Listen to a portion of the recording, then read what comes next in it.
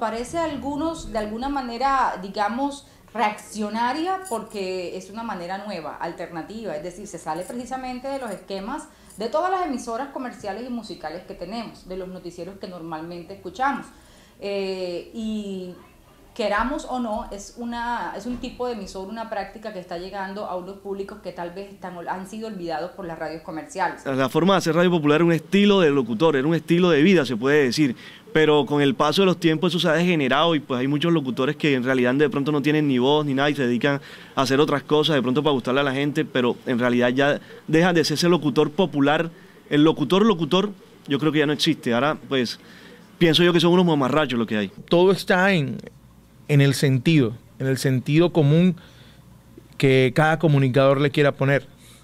Tenemos fenómenos populares y sociales como el caso de Campo Elías Terán, que es una persona que está ayudando a la comunidad y que obviamente informa a la comunidad en su lenguaje, en ese lenguaje sin tapujos, en ese lenguaje como habla el pueblo, y está informando cotidianamente. Y también tenemos el tipo de radio que hace mucha gente bajo el lenguaje popular, pero que ya, digamos, pasa de ser una radio sana a convertirse en una radio vulgar, una radio que deja sus estándares de calidad a un lado, simple y llanamente por meterle vulgaridad a la cuestión y ganar sintonía. El hecho de que podamos hacer radio popular y contactarnos con el pueblo no significa obligatoriamente que tengamos que utilizar unos términos a veces despectivos, yo creo que un tanto irrespetuosos, que a veces tocan la fibra y sensibilidad de la gente que está sufriendo,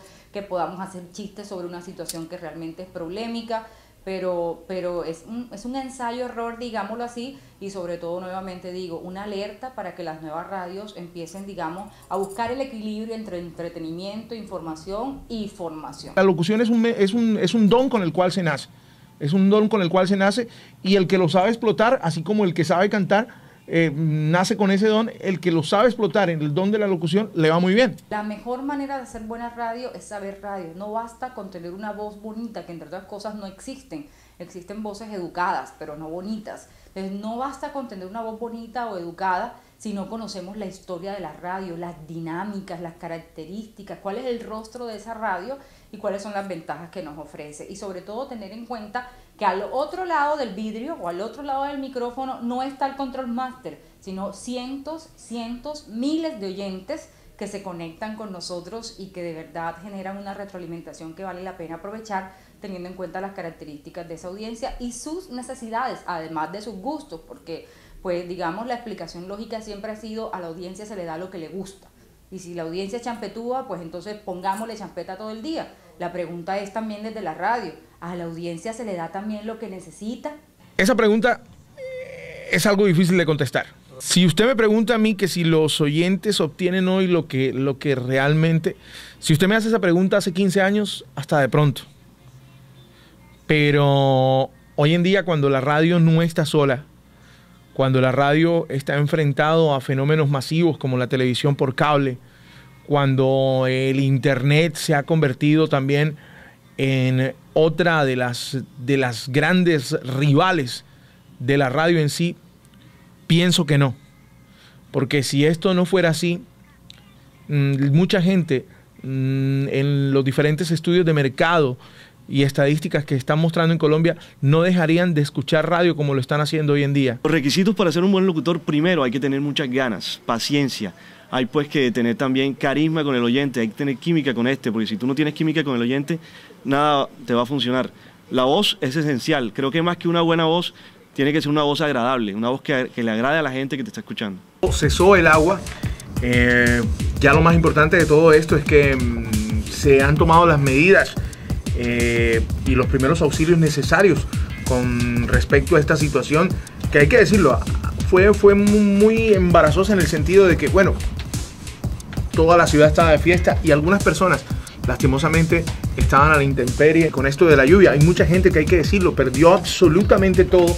Lo que se dice por parte de los organismos encargados de pronosticar el tiempo, como es el IDEAN, es que se le va a inundar su casa, que tienen esos problemas fuertes cuando se presentan esos aguaceros, pues lo mejor es como que tomar esas medidas de precaución. La radio en internet es, digamos, la gran oportunidad que ha tenido la radio tradicional, es cambiarle el vestido a la radio, es un poco como renovarla.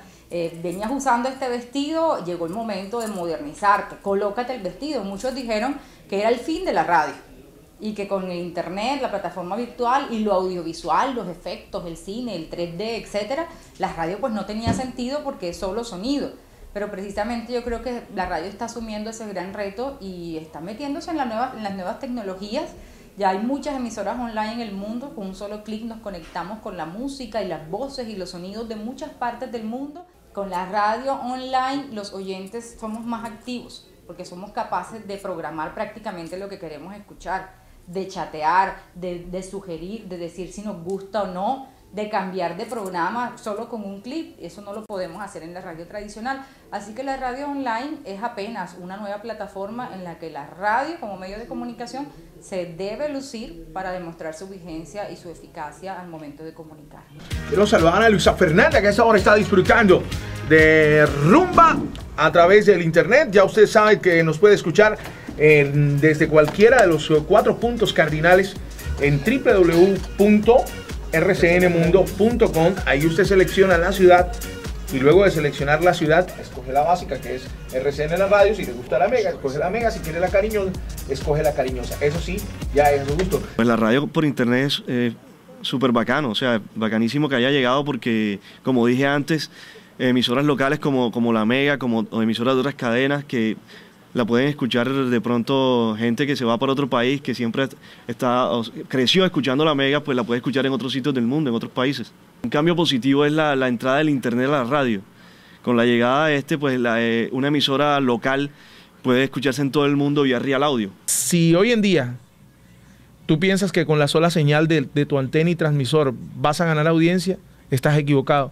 Hoy tienes que también montarte en esas plataformas informáticas como son el internet para que puedas atraer nuevas audiencias.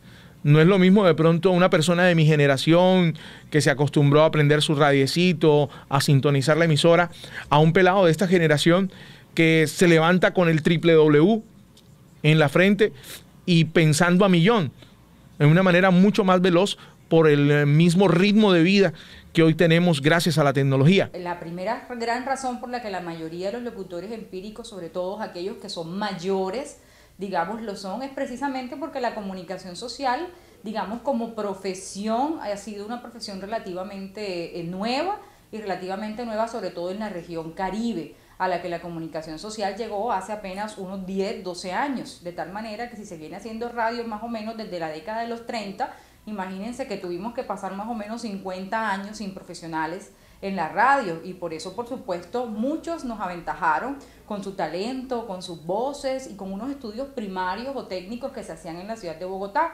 Digamos que la pregunta podría ser, para complementar eso, ¿por qué no se ha dado el relevo generacional que se debería dar precisamente cuando ya han pasado 10 años de 3 facultades de comunicación en el caso de Cartagena, donde hay gente estudiando radio, gente estudiando comunicación, y aún así creo que en mis estudios solo 2 estudiantes y ellos de la Tadeo han estado inmersos en el mundo de la radio. Pues también entran ahora a las facultades de comunicación social niñitos pues que ven esta carrera como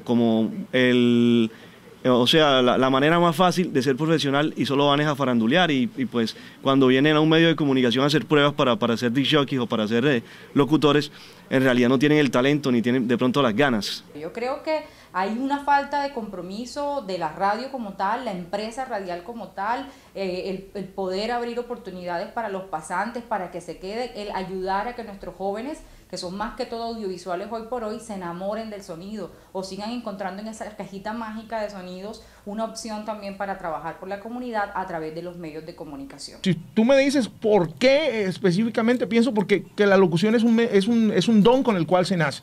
Es un don con el cual se nace y el que lo sabe explotar, así como el que sabe cantar, nace con ese don. El que lo sabe explotar en el don de la locución le va muy bien. 48 minutos, llegamos al final de otra hora de música aquí en La Mega. Yo voy a regresar en contados instantes, por ahí en unos minutos, para presentarles el megáfono de La Mega. Tengo algunas sorpresitas para todos. Vamos a ir con más canciones, una última.